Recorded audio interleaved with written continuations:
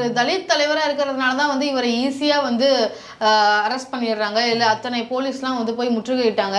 ஆனா இதே மாதிரி இப்போ சேகர் பாபு அவர்களுடைய மகளும் வந்து காதல் திருமணம் பண்ணும்போது சேகர் பாபு அவர்கள் மீது ஒரு ஊடகத்தின் முன்னாடியே இருந்து எனக்கு நிறைய மிரட்டல் வருது அப்படின்னு சொல்லி பகிரங்கமா வந்து சொன்னாங்க. ஆனா சேகர் பாபு அவர்கள் மேல எந்த வித ஆக்ஷனும் எடுக்க முடியல. இவரை வந்து இந்த அளவுக்கு நெருக்கடி கொடுக்குறாங்கன்னா ஒரு தலித் தலைவர்ன்றதுனால ஈஸியா பண்ண முடியுது அப்படின்னு சொல்றாங்களே, அதை பத்தி தவறுகளை செய்துட்டு தலித்துன்னு ஒளிந்து கொள்ள முடியாது. தலித்து குற்றம் பண்ணால் போலீஸ் மன்னிச்சு விட்டுருமா? தலித் குற்றம் பண்ணால் நீதிமன்றத்தை மன்னிச்சு விட்டுருமா? தலித்துங்கிற ஒரு அடையாளமா தப்பித்துக் கொள்வதற்கு? இல்ல ஈக்குவலா ட்ரீட் பண்ணதுக்கு இல்ல அது எப்படி யார் ஈக்குவலா ட்ரீட் பண்ணல? மேலிடத்துல இருந்து வரக்கூடிய அழுத்தத்தினால இப்போ இல்ல அப்ப இவர் அந்த 5 பேர் இவருடைய பேரை சொல்லவே இல்லையா?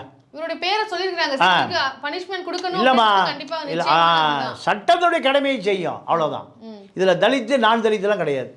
நான் தலித்துக்கு ஒரு மாதிரி ஆக்ஷன் இல்ல அப்படி இல்ல பாரபட்சம் இருக்கா? இல்ல அப்படிலாம் இல்ல.